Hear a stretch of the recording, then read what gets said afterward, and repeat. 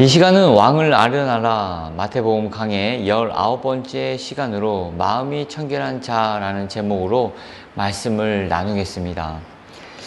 팔복의 6번째 주인공은 마음이 청결한 자입니다. 마음이 청결한 자는 앞서 살펴봤고 또 다음에 살펴볼 그런 마음의 상태, 즉 심령이 가난한 자, 애통하는 자, 또 온유한 자, 의에 줄이고 목마른 자, 긍휼히 여기는 자, 화평하게 하는 자, 의를 위하여 박해를 받는 자, 이 7가지의 마음의 상태를 모두 아우르는 마음이 바로 마음이 청결한 자, 청결한 마음의 상태라고 말씀드릴 수 있겠습니다. 먼저 청결하다는 의미에 대해서 살펴보겠습니다. 청결하다는 뜻은 깨끗하게 청소되었다, 깔끔하게 정리되었다라고 하는 의미로 볼 수가 있죠. 모든 것이 수리되고 준비된 상태라고도 말할 수 있겠습니다. 예를 들어 보면 겨울을 보내고 봄맞이 대청소를 하고 난 그 집안의 상태라고도 말할 수 있겠죠. 쾌적하고 상쾌한 분위기를 내는 그런 집안의 상태. 또한 신혼부부가 마련한 살림집을 한번 생각해 보십시오. 신혼집이죠. 모든 것이 깨끗하고 또 모든 그 가구나 가전제품들이 다 새 거이지 않습니까? 깨냄새는 덤으로 이렇게 나는 그런 산뜻한 분위기를 이렇게 연출하는 그러한 집 안 분위기와 같은 그런 상태를 청결한 마음의 상태다라고 말할 수 있겠습니다. 이런 집에 들어와서 산다면 누구나 행복하지 않겠습니까? 또 그 마음만 먹으면 무엇이든지 그 집 안에서 할 수 있고 또 누구든지 이렇게 오면 맞이할 준비가 된 상태이지 않겠습니까? 예수님은 진정으로 하나님을 보고자 하는 마음의 상태는 바로 청결해야 된다라고 오늘 본문에서는 말씀하고 계십니다. 그러면 좀 더 깊이 있게 성경적으로 마음이 청결하다는 것은 어떤 의미인지 몇 가지를 살펴보겠습니다. 첫 번째로 마음이 청결하다는 것은 거룩하다는 뜻입니다. 거룩은 여러분들이 잘 아시겠지만 이렇게 분리하다, 또 구별하다라는 뜻입니다. 어디로부터 구별하고 분리된 것입니까? 바로 죄로부터, 온갖 더러운 것과 유혹으로부터 분리된 삶을 추구하는 마음의 상태를 뜻합니다. 금묵자흑이라는 말이 있지 않습니까? 까만 묵을 가까이 하면 자기도 모르게 검게 된다는 말입니다. 청결한 마음을 갖기 위해서는 특별히 경계하지 않으면 안 됩니다. 이런 지혜를 가지고 자신의 마음을 더럽힐 만한 요소들을 멀리하고 또 주님의 말씀은 가까이 하고 또 거룩한 것들을 추구하는 그런 마음의 상태를 가리킨다는 것입니다. 욥은 다음과 같이 자신의 마음의 청결을 위해서 고백한 바 있습니다. 욥기 31장 1절에 내가 내 눈과 약속하였으니 어찌 처녀에게 주목하랴. 온갖 유혹이 자기 눈으로부터 들어온다는 사실을 깨닫고 욥은 자신의 눈이 두지 말아야 할 것에 대해서 경계하였다고 고백하고 있습니다. 어제 폴 워셔 목사님의 어떤 간증 아니면 그 설교 중에 어떤 자신의 신앙 고백을 하는 부분을 듣게 되었습니다. 이분은 TV를 보지 않으신다고 합니다. TV에 취미가 없어서 혹은 TV가 이렇게 흥미가 없어서가 아니라 자신이 그 TV를 본 순간 그것이 자신을 얼마나 잡아 끌어당기는지 모르기 때문이라고 고백하는 것을 들었습니다.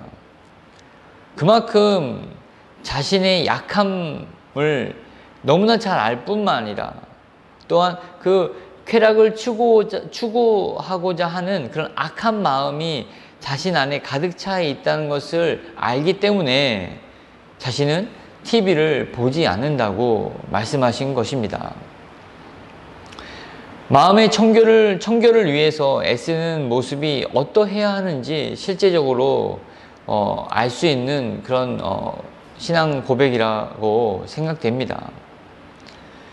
우리도 이러한 태도, 욥과 같이 아니면 폴 워셔 목사님과 같은 또 더 나아가서 또 앞선 믿음의 선배들이 자신의 어떤 청결한 마음을 위해서 이렇게 맹세를 하나님 앞에 맹세를 하거나 아니면 굳은 결심을 하거나 아니면 이렇게 절제하는 모습을 우리는 본받아야 할 것입니다.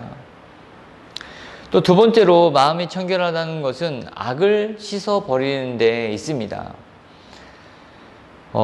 첫 번째는 어떻게 보면 외부로부터 들어오는 불순물을 막는 것이라고 또 거부하는 것이라고 이야기할 수 있었더라면, 두 번째는 이렇게 예방하고 또 이미 들어온 찌꺼기들을 제거하는 작업도 해야 된다는 것입니다. 하나님은 타락한 죄인을 향해서 이렇게 말씀하십니다. 이사야 1장 22절에 내 은은 찌꺼기가 되었고 내 포도주에는 물이 섞였도다. 은이긴 은인데 너무 불순물이 많은 겁니다. 그래서 그냥 찌꺼기 취급을 한다는 것이죠. 화폐로의 가치도 없고 또 장색으로, 은장색으로도 만들 수가 없는 그런 상태의 은이 되었다. 쓸 수가 없다. 가치가 없다라는 것입니다. 또 너는 포도주인데 물이 섞여 있으므로 포도주로서의 어떤 상품 가치도 없고 또 음용하기에도 어려운 상태가 되었다라고 하는 것입니다. 이런 상태의 죄인들을 향해서 주님은 이렇게 말씀하십니다. 이렇게 초청하고 계십니다. 이사야 1장 18절에 오라 우리가 서로 변론하자. 너희의 죄가 주홍 같을지라도 눈과 같이 희어질 것이요 진홍같이 붉을지라도 양털같이 희게 되리라. 주홍 같은 죄도 눈처럼 희어질 것이고 진홍 같은 죄일지라도 양털같이 희게 될 것이라고 말씀하십니다. 더럽혀진 마음, 그것을 못 견뎌해서 주님께 가지고 나온다면 누구든지 사함을 받고 용서함을 받게 된다는 것을 주님은 말씀하고 계시다는 것입니다. 그러므로 청결한 마음은 무엇입니까? 이미 더럽혀진 마음, 용서받지 못할 마음이다. 또 이것은 누군가가 또 사함을 사해주지 못하는 그런 마음이다. 죄다라고 단정짓지 말고 주님께 나아오라는 말입니다. 더럽혀진 마음이 주님 앞에 그리스도의 그런 보혈로 말미암아 거룩하게 되고 성결하게 되며 청결하게 이르게 된다라고 주님은 말씀하십니다. 그래서 그 청결한 마음을 가진 자는 어떤 마음입니까? 주님의 용서를 바라는 마음, 주님의 그 사하심을 사모하는 마음이라고 말씀드릴 수 있겠습니다. 주님이 잡히시던 날 밤 제자들의 발을 닦아주신 이유는 종의 도를 가르쳐 주시기 위함도 있으셨지만 이미 모욕한 자들은 온 몸과 머리를 씻을 일이 없지만 금방 더러워지기 쉬운 손과 발은 매일같이 씻어야 함을 가르쳐 주시기 위함이었습니다. 무슨 말입니까? 우리가 마음의 청결함은 한 번 사함을 받았다고 끝나는 것이 아니라 내가 일상생활을 살면서 또 살고 나서도 늘 주님 앞에 자신을 돌아보면서 또 자신의 청결함을 애써야 된다는 것입니다. 경계를 늦추지 않고 마음의 청결함을 위해서 또 수고할 그런 필요가 있다라고 주님은 우리에게 말씀하고 계신 것입니다. 세 번째로 마음이 청결한 마음은 경건한 마음입니다. 경건은 거룩과 비슷한 의미로 우리에게 다가올 수 있지만 조금 의미가 다르죠. 거룩은 분리 혹은 구별을 뜻한다면 경건은 나아가야 할 방향 혹은 도달해야 할 그런 지점을 뜻합니다. 디모데전서 4장 7절에 망령되고 허탄한 신화를 버리고 경건에 이르도록 내 자신을 연단하라 라고 바울은 디모데에게 권면하고 있습니다. 이것은 경건은 그냥 얻어지는 것이 아니라 특정 분야의 어떤 장인이 되기 위해서 기술을 끊임없이 연마하듯이, 혹은 운동선수가 자신의 어떤 그 기량을 늘리기 위해서 매일매일 땀을 흘려서 훈련하듯이 끊임없는 노력으로 얻어지는 성질의 것이라고 말씀드릴 수 있겠습니다. 그래서 신약을 보면 다음과 같은 구절을 이렇게 소개하고 있다는 것을 우리는 확인할 수가 있죠. 너희 몸을 하나님이 기뻐하시는 산 제물로 드려라. 죄가 몸을 지배하지 못하게 하라. 몸의 행실을 죽이라. 내가 내 몸을 쳐 복종하게 함은 내가 남에게 전파한 후에 자신이 도리어 버림을 당할까 두려워함이로다. 신약 성경은 이렇게 몸을 주님께 드림으로써, 몸을 쳐서 복종케 함으로써 얻게 되는 것이 바로 경건이라는 것을 우리에게 설명해 주고 있습니다. 그렇기 때문에 우리는 이 경건을 위해서 또 추구해야 된다는 것입니다. 또 경건을 또 위해서 훈련하고 연단할 때 우리의 마음은 청결하게 된다라고 주님은 우리에게 말씀하고 계십니다. 그리고 예수님은 이렇게 마음이 청결한 자에게 하나님을 볼 것이다 라고 약속하십니다. 어떻게 보면 하나님을 본다 라고 하는 말은 역설입니다. 왜냐하면 지금까지 하나님을 본 사람이 없기 때문이죠. 모세도 그렇게 하나님을 보기를 갈망했습니다. 하지만 주님은 그를 바위 틈에 두시고 당신의 등만 보여주지 않았습니까? 이사야도 높은 보좌에 앉으신 분을 보고서 화로다 나여 망하게 되었도다 만군의 여호와이신 왕을 배웠음이로다 라고 하면서 그의 어떤 보좌에 앉으신 분을 보고 나서 내가 이제 죽었구나 라고 하는 그런 두려움에 사로잡혔습니다. 그렇기 때문에 실제 하나님을 본다는 말로 오늘 이 마태복음 5장 8절 말씀을 이렇게 해석하려면 다소 무리가 있다는 것입니다.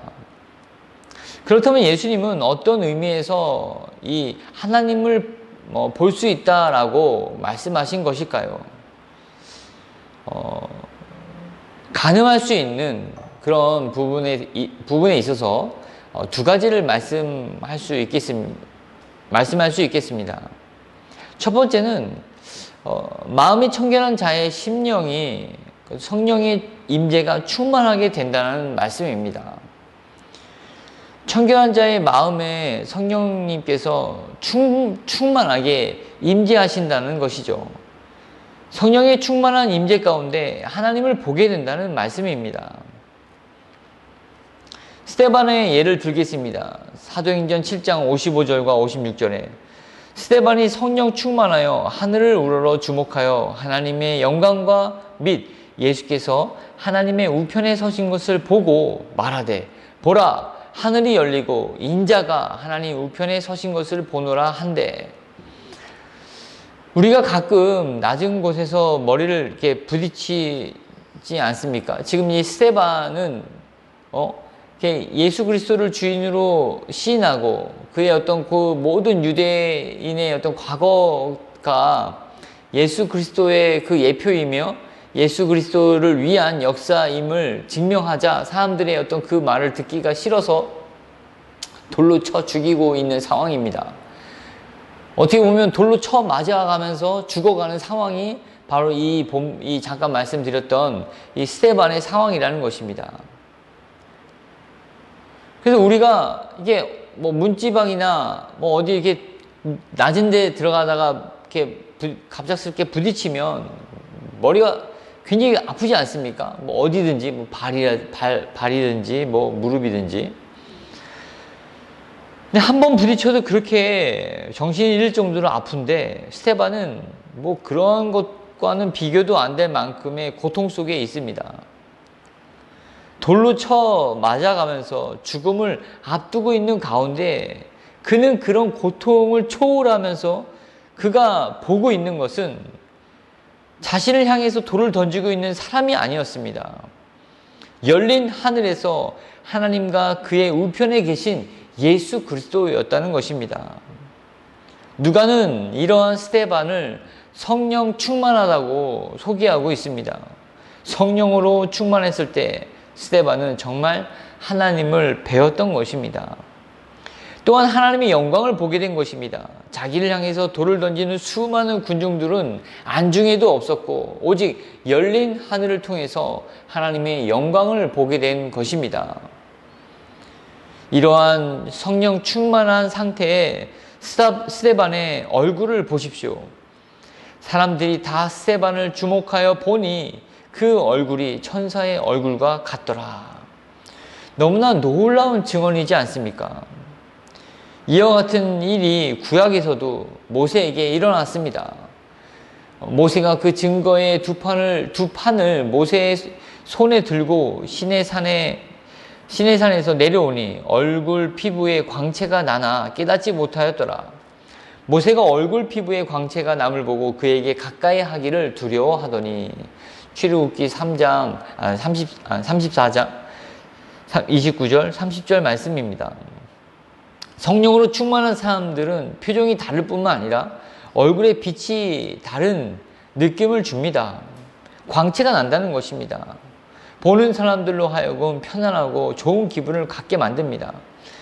또 더 나아가서는 두려운 마음도 갖게 되죠. 자신의 어떤 그런 내면의 어떤 어두운 면들이 그 빛으로 말미암아 드러나지는 않을까라고 하는 엄숙한 그런 기분을 갖게 됩니다.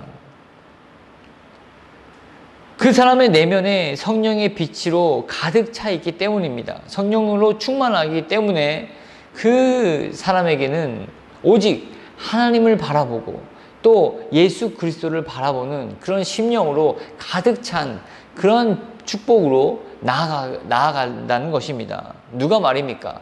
바로 마음이 청결한 자가 말입니다. 또 두 번째로는 구원의 예수 그리스도를 보게 됩니다.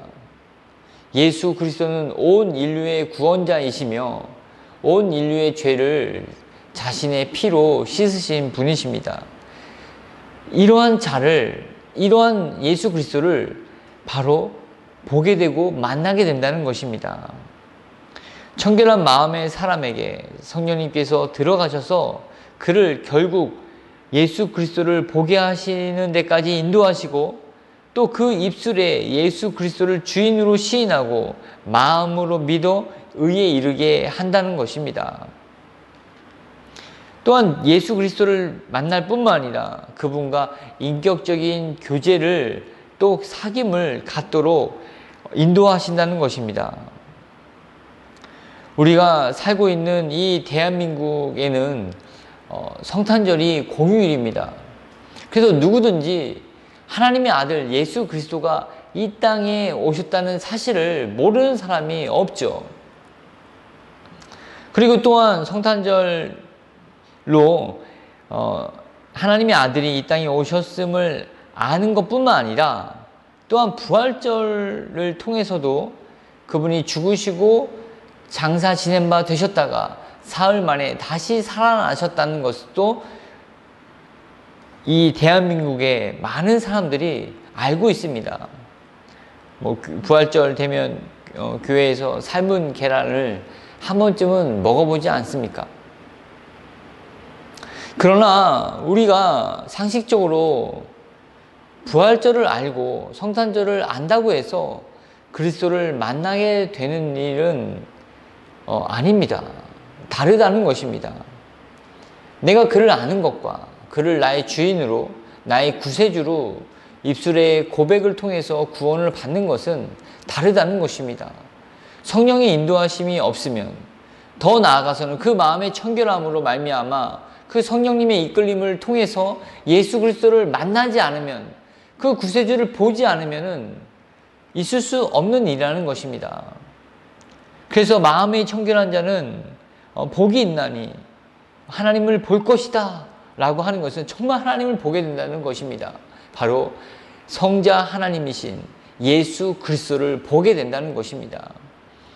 그러므로 여러분, 우리의 마음을 가꿔야 합니다. 이것은 우리가 노력해서 얻어지는 것은 아닙니다. 성령님의 인도하심이 있어야 되고, 또 자원하는 심령이 있어야 되고, 또한 우리의 어떤 노력과 애씀이 또 있어야 된다는 것입니다. 그럴 때 우리는 예수 그리스도를 또 만날 수 있고, 그분 안에 거할 수 있고, 또 그분과 교제하며 영원한 사귐을 약속받을 수 있다는 것입니다. 자신의 숨을 거두면서 마지막으로 이 열린 하늘을 통해서 하나님의 영광과 예수 그리스도를 본 스데반을 기억하십시오. 그의 마음은 청결했습니다. 깨끗했습니다. 더군다나 또 자기에게 돌을 던지는 자들을 향해서 신원하지 않았습니까? 그들을 향해서 이렇게 용서를 구하지 않았습니까? 그런 마음이 바로 청결한 마음의 상태인 것입니다. 오늘 하루도 여러분들 이 말씀을 기억하십시오. 여러분들의 마음의 상태를 또 점검하고 돌아보십시오. 그래서 외부로부터 오는 그런 더러운 죄와 유혹들에 대해서 이겨내시고, 또 마음에 이미 있는 그런 불순물이나 찢기들을 또 주님의 어떤 보혈로서 또 정결하게 또 하며, 또 성령 충만함으로 승리케 하는 하루로 여러분들이 또 살아가시기를 주의 이름으로 축원드립니다. 기도하시겠습니다.